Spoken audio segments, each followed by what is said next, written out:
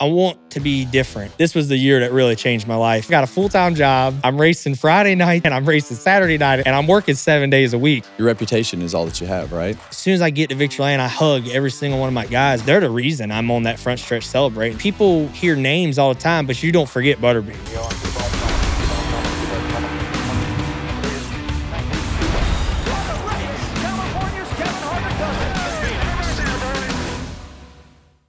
Welcome to Kevin Harvick's Happy Hour, presented by Nascar on Fox. And today we have what I would consider a guy that I've got to know pretty well over the last couple of years, and Brenden Butterbean McQueen. I like calling Butterbean. Yeah, and I love it. Thanks, man. Thanks for taking the time today, and thanks for winning this weekend. So that it was just a natural good story, even on top of what we already had. Yeah, I figured I just had to keep winning to get the call to come on the show, right? Yeah. No, just super appreciative to be here, and means a lot. Y'all asked me to be here, so excited. It's gonna be fun. I watched you my whole life, so cool to know you on a personal level now. Yeah, it's been fun over the last couple of years, and obviously with all of us getting involved into the Cars Tour and being able to really kind of get to know our grassroots guys and what's happening in the grassroots system. And you were already entrenched in that system. Kind of tell us your background. Where did you come from? How did you get to this point? Just give us some background on who you are. Yeah, so I grew up in Chesapeake, Virginia, Ricky Rudd town, I guess, is everybody would know it in NASCAR. And I will tell y'all this: my dad raced late models, and then of course I wanted to race, but no, it's expensive. Like, we're gonna do something else. We're gonna play T-ball. I broke my nose playing T-ball. That was the end of that. And finally talked them into getting me a go-kart. I was like 6. Started racing karts and actually ran them on dirt. On dirt ovals. Dirt ovals, yeah. So no road course experience until this year, but dirt ovals, did that. And then at the time, like, the traditional ladder was legend cars, then late models. I did a year of arena racing in the middle there. I don't know if you remember what that was. Oh, yeah, that was cool. Yeah, I still have the car. I want to do something with it, but it was really cool getting to race in the Coliseum during the winter because there was nothing else going on. I did that, transitioning from karts to legends. I did 2 years of legends, and then at the time you had to be 15 to run late models, which now it's not even close. Depends where you go. Yeah, that's right. So I started racing late models at Langley because obviously I ran primarily at Langley because that was close to home, and racing on my family's budget. That's kind of what we could afford, and started off really good late model racing, and then I didn't win a late model race from 2013 until 16. Langley closed, and I ended up racing East Carolina for a season. Really, really underrated track. That place was really dirt track. Asphalt. East Carolina was asphalt. East Carolina Motor Speedway in Robertsonville. Okay. It's asphalt. I hadn't been there. Oh, you need to look it up. Okay. Like, turn 2 looks like the guy pulling the tractor started in turn 2. And when he got back around, he forgot where he started and had to make a quick left turn. Like, super cool place, taught me a lot. And honestly came back to Langley when they opened, and I'm like, man, we just won the championship at East Carolina. Like, we're going to go back home and we're going to kick some tail. That was wrong. I got my butt whooped again. And honestly, I struggled. We run top 5, but just never could win. And 2019, I got an opportunity to go run an ARCA car at Daytona. Wasn't really the best situation looking back on it, but it was an opportunity. It was free. And at the end of that, I was supposed to run the whole season, and then it kind of, some weird stuff was going on. Anyways, it all fell through. Yeah. And I was kind of like, my late model wasn't together at the time, and I'm like, man, what am I going to do? And ended up driving for a guy named Greer back home, and ended up winning my first late model race at Langley that year. But I had decided, like, I'd hit rock bottom at what I thought of my career. I'm like, it's over. I'm getting old. Like, in that time, if you weren't, 15, 16, getting the opportunity, wasn't looking good. So I was like 19, 20, 21 around this time. So I'm like, it's probably going to be just a late model guy, which I was fine. And that was the moment I decided, like, whatever I do, I just want to show up and be a Lee Pulliam, a Philip Morris. Like, I want them to know, like, when I show up, I'm one of the best late model guys in the country. And if I can do that and be competitive, like, and I can, do that comfortable, like, I'm going to be super happy doing this. Yeah. So ended up ran good that year, but just had the one win. And then the following year when COVID happened, I kind of had got my personal family program on a better track. We'd got some Hedgecock race cars, and that was when I really went on the map. We won the Hampton Heat, and I won at Langley that year. And I ended up winning 3 championships in a row at Langley, which was tying a record that only 2 people had done. And in the process, like I said, won that Hampton Heat with my own car. So the last year I won my Langley championship was 22, and kind of long story here where I'm going with it, but this was the year that really changed my life. My dad worked at the port as a longshoreman, and like, I'm getting older. I got to have a job. Like, I can't live off mom and dad forever. Yeah. And I'm trying to be a race car driver, but I, realized, like, at the time, and I was also going to school for engineering. Like, I'm pretty far along in that. I still want to finish it, but I got an opportunity to get a job down at the port, moving cargo boxes off the ships, like, where my dad worked. And, family, my granddad was there, my dad was there. So, he pulled some strings and got me in. It's hard to get in down there. So I had to take it when I got the call. So I don't know how I'm going to keep racing. And I knew I had a chance that year to win 3 in a row. So I was going to do whatever it took to at least run one more full season. But after that, I was probably only going to be able to run big races or so. I wasn't going to be able to get off work and stuff like that. And at the same time, the Staten family lived a street over from me, and I'd been hanging out with them. And John Staten, was racing his dirt car, and I'd go help him. He decided, we're going to let you drive my other dirt car for the season. So now I got a full-time job. I'm racing Friday nights on dirt, and I'm racing Saturday night at Langley. And I'm working 7 days a week. I can't get off work. So I'm having to, like, hey, man, if you cover my shift, like, I'll buy you a drink or something. Like, I owe you. So I ended up winning 17 races. I won 5 on dirt, won the dirt championship, rookie of the year. And in the process of this, I won 10 at Langley and won my 3rd championship. Holy cow. But 3 races in, I was undefeated at Langley, and the Cars Tour race was coming there, and I wasn't going to run it. Signed up on the last day to run it. I go there on Friday with my backup car because I wasn't going to take my primary. Yeah. Pulled out of the pits, and the Ford has like a oil block thing on the side. It fell out. Oh no. So I literally went out of turn 1 and came right back into pits. Loaded up, went home, and we were going to fix it. You got to pull the motor out to get to it. We were going to fix it. And my team was like, why don't we just take the car we've been winning with? We know we don't need practice. We'll just show up, put tires on it, and race. Well, we ended up taking a vote, took that car back, and I ended up winning the Cars Tour race on the last lap. And that's the night that the Staten family that I was driving their dirt car was like, they'd been watching me for years and helping me out a little bit. And they're like, do you want to work at the port forever, or do you want to be a race car driver? I'm like, no brainer. Like, That's an easy answer. Yeah, nothing against racing at the port. Like, that was awesome. Like, great. I was going to make a great living. I was making, for my age with no bills, I was making good money. Yeah. And I said, man, I want to be a race car driver. And he's like, all right, well, like, what do we need to do? Like, I'll buy the equipment. You can run it. At the time, the tire shortage was going on. I'm like, man, I don't have no info on these tracks I've never been to. Like, I'm probably going to need to go to a team.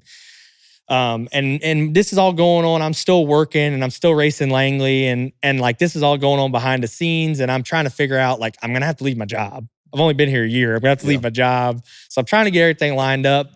So I told him, I was like, I think we need to go to Lee Pulliam. He didn't know who he was, looked him up, and we ended up going and meeting with him. He fell in love with Lee, thought they were great people. Yeah. Signed the deal, and I finished out my season. I left the port in October because that's when the year starts at the port. Ended up winning, my championships, and ended up signing on the drive for Lee in the 400 that year just to get a race under our belt. And we ended up winning the 400. So then I was like, whew, I can breathe. Like, I done pitched this to the Staten family. Right. They invested, and I win the first race with them. So, and I think that I think that the relationship from the outside in with Lee seems like it's been pretty important as you've taken these next few steps, because the relationship that you guys had from the outside looking in was like two brothers. Is that wrong? It still is. Yeah. I mean, I showed up Saturday and hung out with him for a little bit.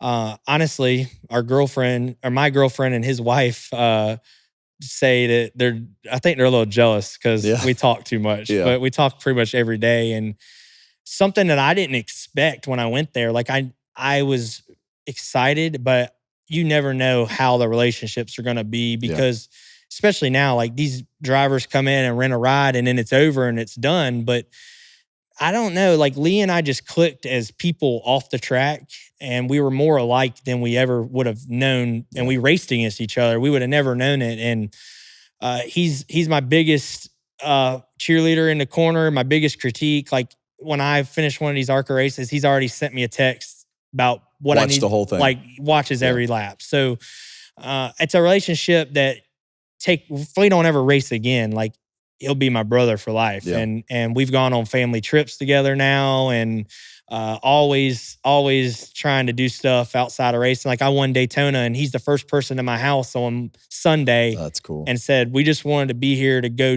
let's go do something together. Like we want to celebrate with you. And I told him this weekend at Hickory, I said, it's kind of funny, like a lot of drivers come and go, but like our relationship is just so different. Yeah.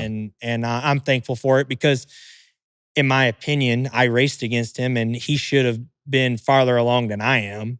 And I feel like, and I also want to give a shout out to Phil Warren. I don't know if you know Phil Warren, but he's a legend in the late model world. Yeah. He's won Martinsville twice, but he was my crew chief when I drove my family car. So like a lot of stuff's been lost as I went to Lee, and I don't want that to get forgotten, because he started helping me and had to drive me to the track because I didn't have a license. Right. So he pretty much helped raise me like another dad, and I won those Langley championships with him. So I don't get the Lee Pulliam opportunity without Phil being, instrumental in my life. And then obviously going to Lee, you saw what happened the last 2 years. And I don't feel like I get any of the opportunities I have today without my time there. Like we accomplished some really cool things, super close to being 2-time champions, and won a lot of crown jewels. Yeah, and I think as you look at Lee Pulliam, for those of you that don't know, is a long time late model stock, late model world in Southeast Virginia, legend. North Carolina, South Carolina legend. Yeah, I mean, he's won numerous races, and now he's kind of he's the guy that you go to in the late model stock world if you want to run good and you want that experience and everything to go with it. So, to be able to have that experience with him kind of leads you into what you're doing now to be prepared for it, because of the experience and high level of that everything that you've done. But where did the Butterbean thing come from? It seems like you've kind of realized that you need a brand, you need to stand out. When did you realize that you needed to be that the on-track stuff wasn't the only thing that was happening? Well, so the Butterbean thing came from when I was a baby. Oh, really? My granddad called my mom and was like, turn the TV on, like, your son's on TV. She turned it on, and it was Butterbean the boxer. Oh, wow. And I looked like him as a baby, like just had the same baby features, right? Yeah. So like my whole life, my mom called me Butter or Butterbean, and just half the time I didn't even respond to my name. It just always was Butter or something like that.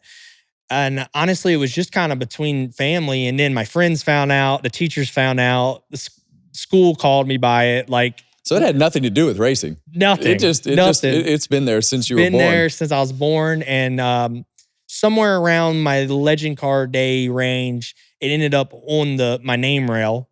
I don't know if it was my decision or not. I can't really remember. Yeah. And then I kind of had a chance to lose it 2017-ish, 16-ish. Like I had some people helping me, or like, they were going to do some shirts and stuff. They're like, do you want to keep the nickname or not? And I thought long and hard about it. And I said, yeah, I'm going to keep it, because I want to be different. Like people hear names all the time, but you don't forget Butterbean. Like you might forget Brenden, but you're not going to forget Butterbean. You're like, oh yeah, I know that name. I got Butterbean guy. That's right. Yeah. So I kept it, and then kind of just started building my brand with it. And honestly, like it's crazy looking back on it, but like you always dream of going and racing and having a fan base, B Nation as we call them now. Yeah. But like I don't even remember how it started, but like it's grown and it's grown and it's grown. And like I sell my own merch. That's been huge. But I think having that brand, and then I think working at the port, showing how I can relate to everybody. Right. Like at the end of the day, I'm when I climb that fence, I'm one of those on the other side. Like, hey, I'm ready to come over there and hang out with y'all. Like, I feel like the only difference is I got an opportunity and I make the most of it. But there's like I'll never be above those people spending their hard-earned money to come watch us race. Like if they're not there, what am I racing for? So I think the Butterbean, like obviously I know I read the comments. People are tired of hearing it, but I'm not. Like if we're winning, that means they're hearing about it. The one thing I've learned is there's gonna be somebody complaining all the freaking time. Everything. And there's gonna be those core fans that root for you, and you just stick to your natural. It's never your fault with them core fans, right? No, it's never your fault. It's never your fault, and it's always your fault with the That's right. with the haters. So that's what makes it fun. And the Waffle House thing.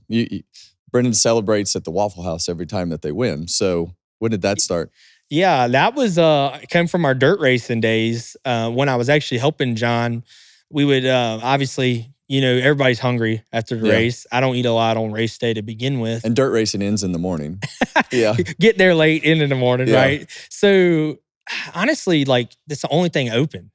Like around where we were racing, there wasn't hardly anything else. And a lot of the like restaurant bars would close. Especially like when COVID happened, nothing stayed open late anymore. So honestly, we just started doing the Waffle House thing because it was close to home. It was the only thing open. And I think what we realized doing it, like we're not the only ones that do it, but what we realized was it was such a good moment to have that time with the guys. Like even now, I always say like the driver, like I get the spotlight and I get the attention, but like as soon as I get to victory lane, I hug every single one of my guys because they're the reason I'm on that front stretch celebrating. Like I see the hours they put in and I know what it takes. So like I feel like taking them out is my time to give them like, hey, let's go tell stories. Let's get the jukebox cranking. Like let's have a good time. Like we're in there cranking old country and just having a ball, and we're not causing any trouble, right? We just take the trophy, take some photos and mess with the waitresses in them and get some conversations going. And a lot of times some of B Nation comes and we try to include them, and it's a little bit harder now because we fly out. But when I was late model racing, we'd pack a Waffle House. But that's kind of how it started. It was just really the only thing open, and it was before I was even winning the races, and I just kind of kept it going. And obviously John being the driver then, and then now being my big partner with the best repair company helping me out. He's been big on like we need some waffles. If I don't win, if I won this week, but if I don't win next week, he'll let me know. I ain't had a waffle in a while, so he's always busting my tail about it. Keeping you honest. And I think when you look at last weekend at Iowa, you went and had a great weekend, won your fifth ARCA race. Did you have to convince everybody to go take that picture afterward? Did you stage that? Did you stage that picture? Well, so Nicole and I were walking in, and I was like, "That's a bad to the bone sign right there." I was like, "Infield of dreams, like this is perfect." I said, "She's like, well, get a picture." I said, "If I win tonight, I'll get a we'll picture." Come back. So one of our team guys had a car in, and we all piled in to leave, and I said, we're making one stop. I said, we're all going to get out and take a photo at this thing. It's funny. We get out and then like out of everybody there, here comes Bob Pockris walking up. I was like, Bob, take this photo for us. Bob's famous. So Bob took the photo and it's just the little things like that. Like, wait, Bob took that photo?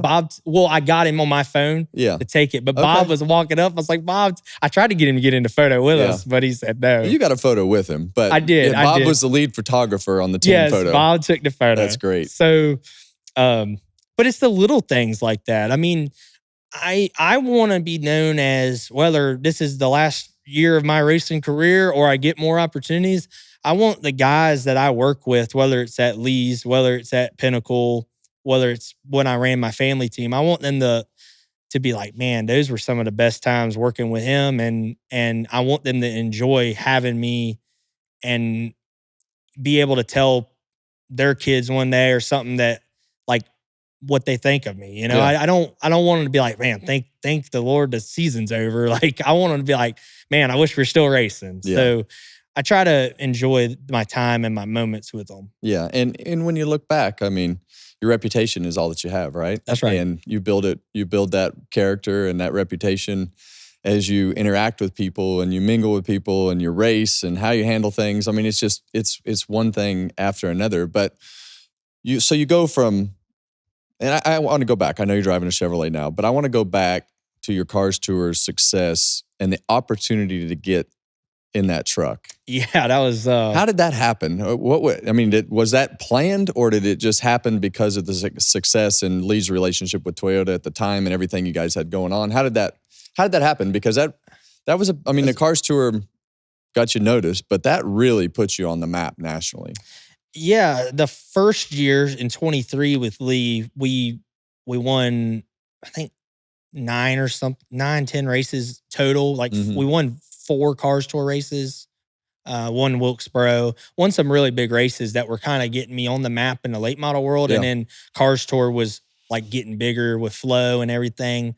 And then I built that relationship with Flo where I was doing the vlogs. Yeah. That was tremendous. So I can't thank Flo enough for that. Like I wish we were still doing that, but that was really big key in a lot of things.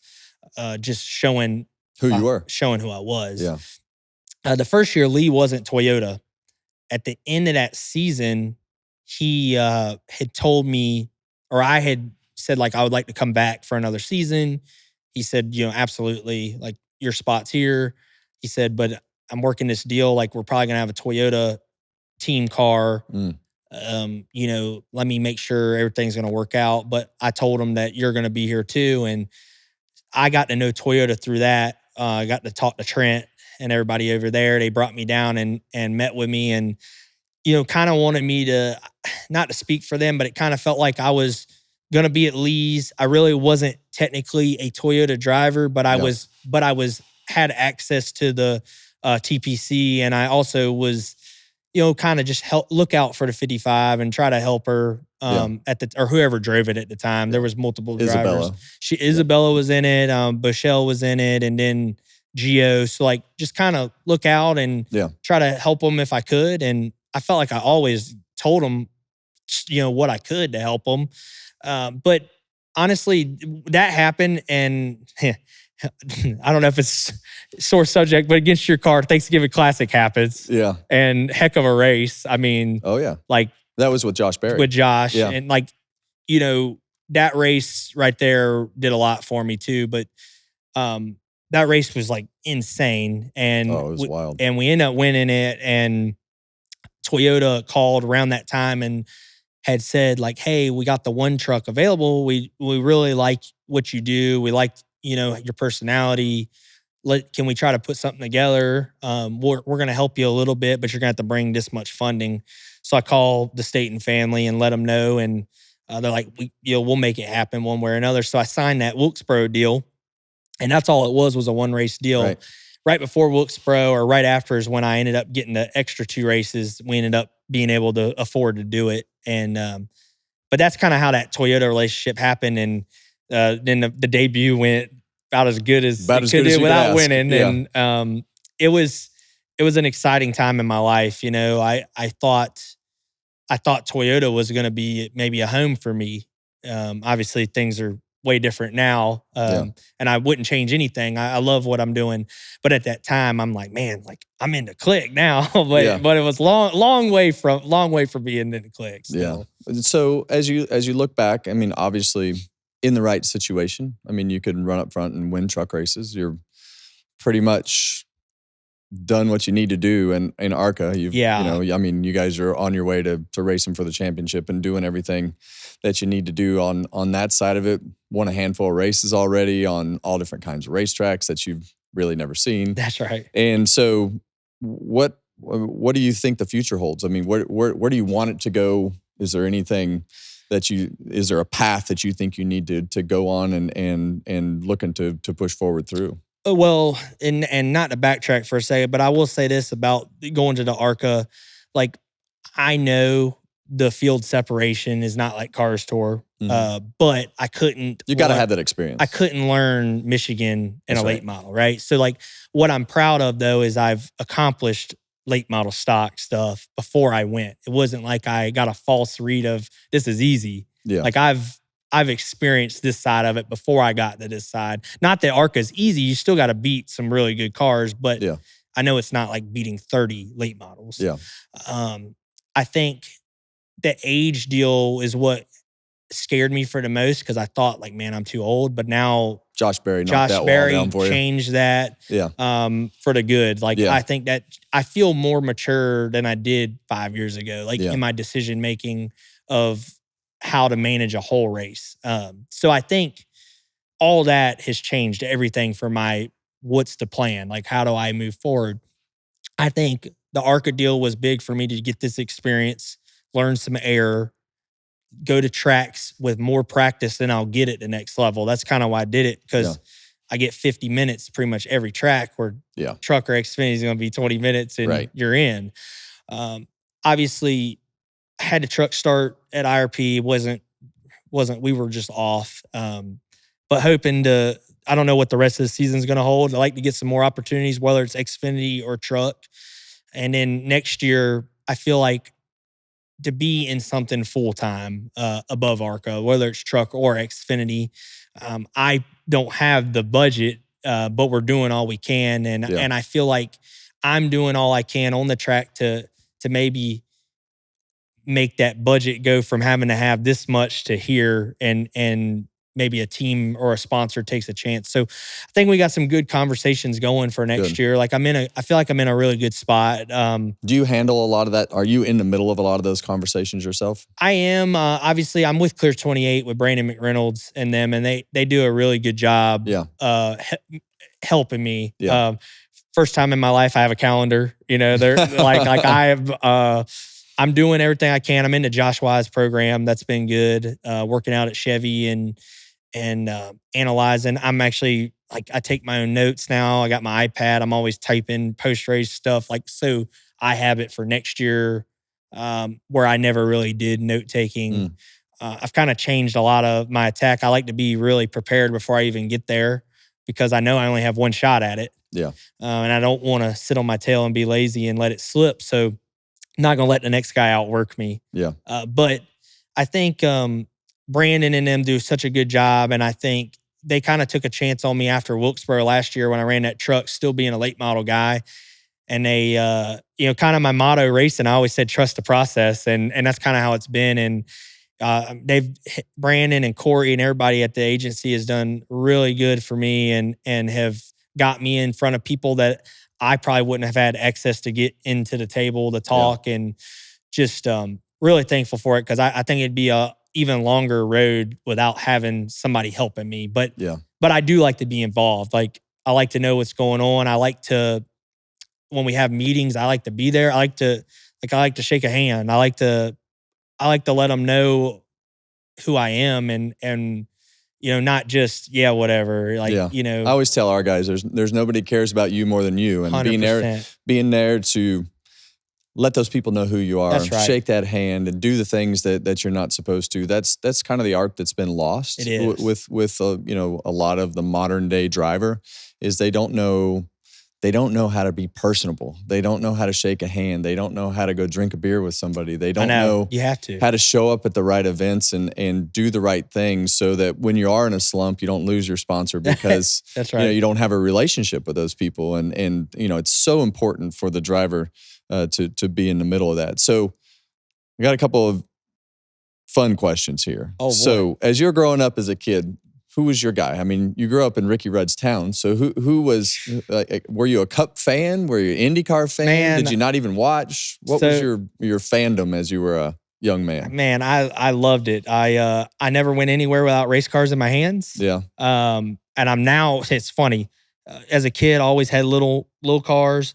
Now I'm back into collecting diecasts. Like, now that my stuff's at Lionel, like, it's funny, I just got one of your cars. Really? The other day I got the think it was '03 Looney Tune GM car. Like I love the Looney Tune cars back in the day, the movie cars, the Gretchen Wilson car. Like I'm big into collecting stuff, and then it's cool now having my own diecast. Like just makes 5-year-old me freaking out. But I was a big like I grew up into like the Speed Channel days, and before school watching Speed Channel, and then getting off the bus and Budweiser shootout qualifying was on. Like I was watching practice, happy hour, all of it, everything. But I was a Dale fan. I mean, Junior, like that's who I liked. And not just because you're here, but like when you won, I loved it. Like I loved your personality. I loved the fire. Yeah. Remember you jumping over the hoods. And, well, can't do it now, but I probably pissed a lot of those people off when we jumped on top of the Wood Brothers car when Red was driving it. Oh man. So, but I loved that part of it. Like I'm sitting there, 6, 7 years old, like, like this guy's awesome. Yeah, now unfortunately YouTube is a thing, and you gotta go back and explain that to my little guys. So it's definitely not the right way to do it. So what when you look back on it, what's the wildest race that you've been in that you think back and it's just like that's the race where it's like this happened, that happened, we ran over it, whatever it is. What's the craziest race that you've been involved with? Because in the late model world, a lot of people just watch the national series and they don't see all the wildness that happens on some of those Saturday night races. Definitely late model races. I mean, it's hard to not go between like that Thanksgiving Classic race. That was wild. That was a great race. I mean, insane. No one wrecked anybody. It got rough, but it was not over the line, I felt like. The Hampton Heat last year with me and Connor was insane. I mean, we were pushing each other like we always do, poking each other. Your biggest rival so far? I think that gets, I think the media thinks so. Yeah. I think we grew up racing Langley together. I think we push each other to be better. Yeah. I love the Langley crowd though. It's it's one side or the other. Between us two? Oh, yeah. It's bad. Like when I won that race against him last year, somebody threw a beer can and it missed my head by like an inch and hit the side of the car in Victory Lane. Oh, wow. And in all my photos, the beer can's sitting up, just sitting there. I was like, yeah. I remember Jeff Gordon winning at Talladega under caution, and Junior didn't win at Talladega. It was and we all had to ride up against the catch fence because I think everybody in the whole place was throwing everything that they had onto the racetrack. It was wild. Stuff hitting the side windows, the hood. So it's funny. Like I said, I was a Dale fan. So through all the Budweiser days and all that, and then like I took a lot of heat for this, but like Brad started driving for him, and I latched on to Brad because he drove for Junior. So when he moved to Penske, like I always kept up with him because he was I was a Junior guy. So then I had Junior and Brad, and then like Brad went through that stage of where like everybody was trying to fight him and stuff, and like I had a Brad shirt. Like everybody would just talk mess to me, and I'm like, you know what, this is my guy. Like, and then so like I remember Texas. Oh yeah, not to bring it up, but it was one of those things. But like it was like as a fan, I'm like, yeah, this is awesome. Turned into a melee. Yeah. All right. So last question: what was your first car that you drove on the street? I still have it. You still drive it, or you just have it? I did up until really Cars Tour. I ended up getting a newer truck just through sponsorship with Leith Cars. Yeah. Because of all the traveling. But I still have my truck. It's in Chesapeake and it needs a little bit of work. I want to bring it down here if I'm going to stay down here. I had a lifted. It was on 35s, 6-inch lift on, it's a 2000 Silverado. Yeah. It's got one half door on the right. The left side don't even open. It's just one door on the left. And I loved it. It's white. I totaled it a month after having my license. Of course you did. And bought it back and fixed it. And still got it. Well, good. Well, it's always fun to hear those stories of first cars. But man, I can't tell you how excited I am to have you on the show. I think it's important for our fans to learn about you guys. You've had a great run, and I love your work and effort that you put in everything that you do. And I appreciate I hope you have great success. And move on to the next level. You deserve it. Hey, it means a lot coming from you. Like I said, y'all were the guys I looked up to my whole life, and respect everything y'all did. And you know, little 5-year-old Brenden be freaking out. He's sitting here talking to Well, you've earned you. it. So I You've earned it. appreciate all the words and having me on, man. Well, It's thanks awesome. for being here. Thank you.